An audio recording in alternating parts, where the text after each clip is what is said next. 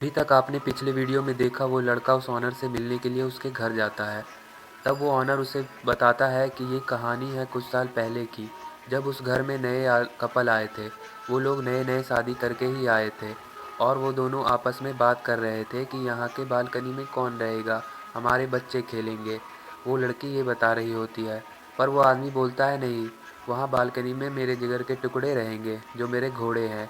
तब वो बोलती है तो हमारे बच्चे कहाँ खेलेंगे? तब वो आदमी बोलता है जब वो आएंगे तब देख लिया जाएगा, अभी मेरे घोड़े रहेंगे। और अगले दिन वो घोड़ों के लिए वहाँ पे अस्तबल बना देता है और उसके दोनों घोड़े वहाँ आ जाते हैं और वो दोनों घोड़ों को प्यार करते रहता है।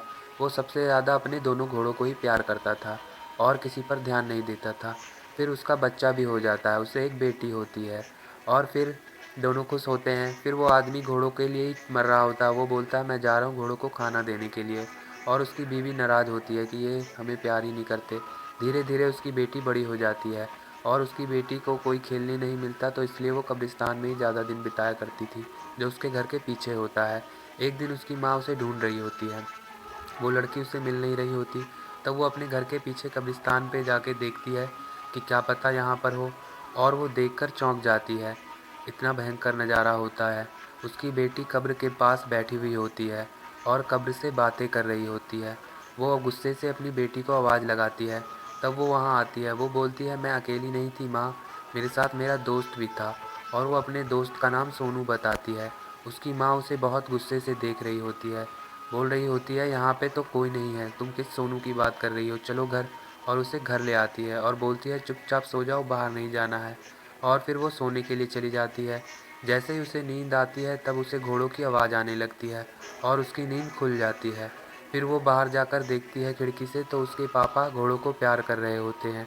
ये देखकर उसे बहुत गुस्सा आता है और वो बोलती है ऐसे भी पापा होते हैं जो अपने बच्चों को छोड़कर जानवरों से प्यार करते हैं, इससे अच्छा तो पापा ना हो। और फिर वो सोने के लिए चली जाती है। तभी भी उसे फिर घोड़ों की आवाज़ आने लगती है और उसे नींद बिल्कुल नहीं आ पाती। घोड़े लगातार हिनहिना रहे थे। फिर वो खिड़की के पास जाती है और फिर खिड़की से कूद जाती है और फिर कब्रिस्तान की तरफ निकल जाती है। कब्रिस्तान जाकर वो कब्र के पास खड़ी हो जाती है और बोलती है कि सोनू मेरे दोस्त, मुझे तो नींद नहीं आ रही है उन घोड़ों के चक्कर में, मैं यहीं पर सो जाती हूँ, हम दोनों बात करेंगे और सो जाएंगे। तब कब्र से आवाज़ आती है हाँ, मैं भी यहाँ बोर हो रहा हूँ, हम दोनों रात भर बातें करेंगे। और दोनों बातें करते करते उस लड़की को नींद आ जाती है और वो वहीं कब्रिस्तान में पूरी रात सोई रहती है। फिर सुबह होते ही उसकी माँ उसे ढूंढ रही होती है, उसे कमरे में वो लड़की नहीं मिलती। फिर वो देखती है कब्रिस्तान में जा कर के। तब वो कब्रिस्तान में देखती है कि उसकी बेटी कब्र के पास लेटी हुई है। ये देखकर वो बहुत गुस्सा करती है। वो बोलती है कब्रिस्तान में कौन सोता है, वो भी पूरी रात अकेले। तब वो बोलती है मैं अकेली नहीं थी माँ, मेरे साथ सोनू भी था, वो भी था यहाँ पर। फिर उसकी माँ बहुत गुस्सा होती है और बोलती है चलो तुम घर, और उसे घर ले जा कर के रूम में बंद कर देती है। फिर उसकी माँ रात को देखती है कि वो चारों तरफ अपने घेरा लगाकर कुछ तंत्र मंत्र पढ़ रही होती है। उसकी माँ को आवाज़ आता है तो वो उसके रूम की तरफ जाती है। तब वो देखती है कि उसकी बेटी काला जादू कर रही है। उसकी माँ ये देखकर बहुत गुस्सा होती है और फिर वो उसके पास जाने लगती है, पर उस घेरे से अंदर नहीं जा पाती वो बोलती है ये कैसा जादू कर रही है ये।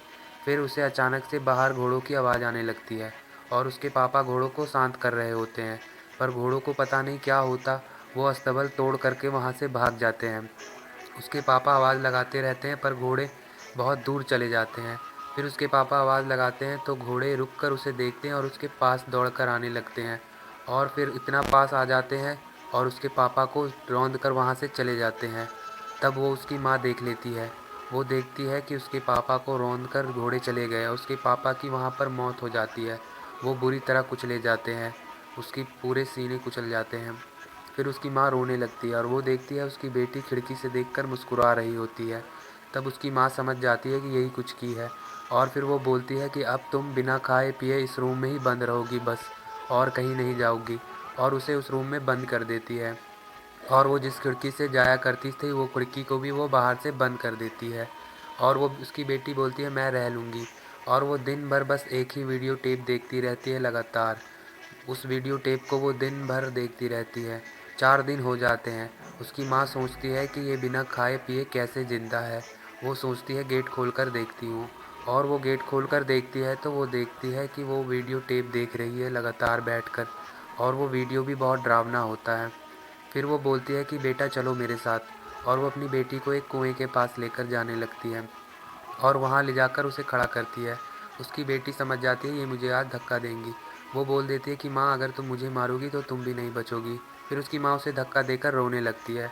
फिर अचानक से थोड़ी देर बाद वो कुएं से बाहर निकल जाती है, पर वो इस बार मर चुकी थी और वो उसकी आत्मा होती है।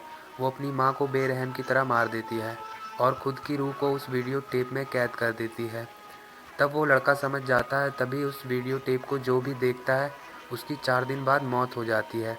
फिर वो कहता है इसका कुछ तो उपाय होगा। तब वो आदमी कहता है नहीं, वो बोलता है इस वीडियो टेप को आग लगा देते हैं। तब वो वीडियो टेप को आग लगाने के लिए सोचता है तो वो कहता है कुछ नहीं हो सकता, तुम करके भी देख सकते हो। तो वो बोलता है क्या उपाय है। वो बोलता है अब तुम इस वीडियो टेप को जिसको किसी और को दिखा दोगे तो फिर वो भूत उसके पीछे पड़ जाएगा, तुम्हें छोड़ देगा। पर वो लड़का सोचता है एक बार आग लगा के देखता हूँ।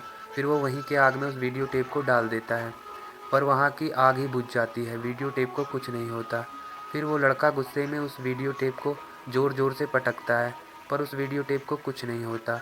फिर वो लड़का वहाँ से चला जाता है और अपनी दोस्त के पास जाने लगता है। वो सोचता है मैं अपनी दोस्त को ये वीडियो दिखा देता हूँ, तब वो भूत उसके पीछे पड़ जाएगी और मुझे छोड़ देगी। वो उसी रात सीधा डायरेक्ट अपने दोस्त के घर चला जाता है। वो अपने घर भी नहीं जाता और अपनी दोस्त के घर जाकर रुकता है और उससे बोलता है कि ये एक हॉरर फिल्म है, इस फिल्म को कोई भी अकेले नहीं देख पाया है, तो मैं चाहता हूँ कि तुम इस फिल्म को अकेले देख कर दिखाओ और हम दोनों शर्त लगाते हैं। अगर तुम इस फिल्म को अकेले में देख पाई तो मैं तुम्हें 5,000 दूंगा, और अगर तुम नहीं देख पाई तो तुम मुझे 5,000 दोगे। तो उसकी दोस्त मान लेती है और वो इस वीडियो टेप को अपनी दोस्त को दे देता है और बोलता है इस वीडियो टेप को अकेले में देखना है, मेरे जाने के बाद देखना, और वहाँ से खुद चला जाता है। फिर रात हो जाती है। रात होने के बाद उसकी दोस्त उस वीडियो टेप को लगाती है और देखने लगती है। वो बोलती है ऐसा बकवास फिल्म कौन बनाता है, और वो उस फिल्म को पूरा देख लेती है। फिर उसके पास भी वो पर्ची आकर गिरती है, पर उस पर वो ध्यान नहीं देती और सुबह हो जाती है। सुबह वो जैसे ही नहाने के लिए जाती है तब उसे पानी कुछ ज़्यादा ही ठंडा महसूस होने लगता है। वो बोलती है इतना ठंडा पानी क्यों है आज। तभी उसे एहसास होता है कि उसके पैर के पास कोई है और उसके पैर के पास वो चुड़ैल होती है। वो आकर दिख खड़ी हो जाती है और फिर उसे मार देती है वहाँ पर आकर। दोस्तों इस वीडियो को लाइक कर दें और हमारे चैनल को सब्सक्राइब कर दें। ऐसे ही वीडियो देखने के लिए बेल आइकन भी दबा लें। Thank you.